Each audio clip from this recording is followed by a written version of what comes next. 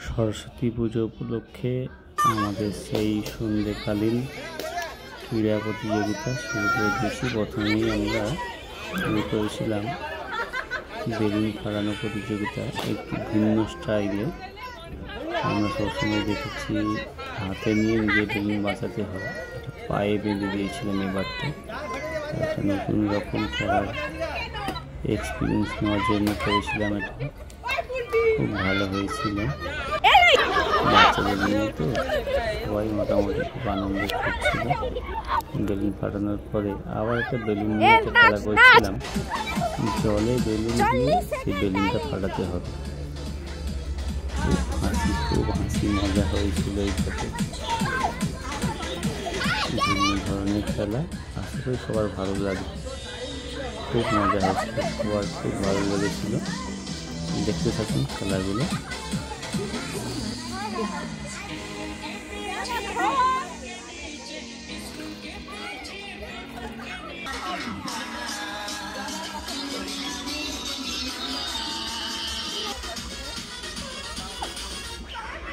ভাবছিলাম একবারে হবে না, তাই বারবার ঘুরিয়ে ঘুরিয়ে ওরাই খেলছিল।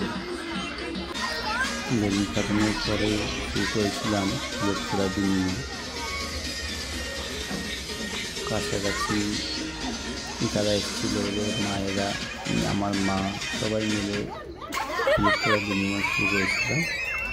বাচ্চারাও ছিল, আর তো কেউ নেই, নিজেদের মধ্যেই হচ্ছিল। তাই বাচ্চাদেরকে নিয়ে এবং সবাইকে নিয়ে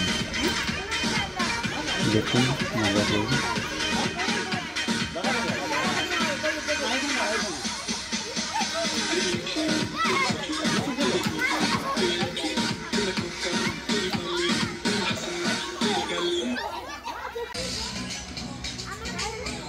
একবারে শেষের মুহূর্তে 4 জন বেঁচে আছে, 4 জনকে নিয়ে খেলা হচ্ছে।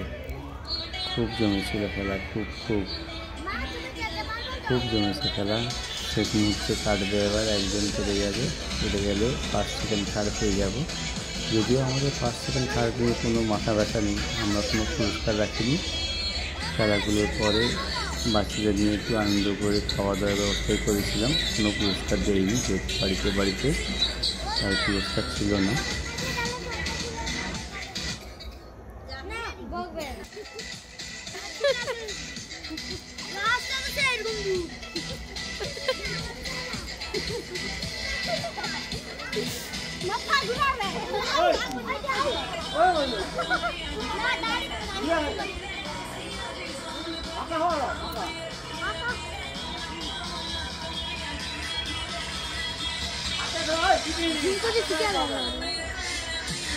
শেষ 3 জন খেলছে। এই শেষ 3 জন খেলার পরে বাচ্চারা বললো আরও কিছু খেলা হোক। ভেবেছিলাম বন্ধ করে দেবো, কিন্তু বাচ্চাদের উৎসাহে আবার একটা খেলা করেছিলাম, বিস্কুট দৌড়। দেখতেই পাচ্ছ সবাই, বিস্কুটের জন্য সবাইকে এরকম লাফালাফি করছে, একে অপরের সঙ্গে খুনছুটি করছে।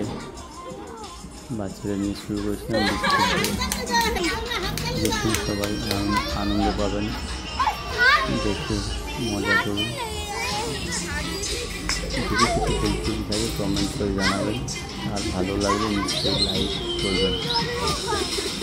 এভাবেই আমাদের রাতটা কেটেছিল। শেষে সবাইয়ের জন্য খাবারের ব্যবস্থা করেছিলাম, টুকিটাকি খাওয়ার খেয়েই আমাদের এখানেই সমাপ্ত হয়েছে আমাদের প্রোগ্রাম।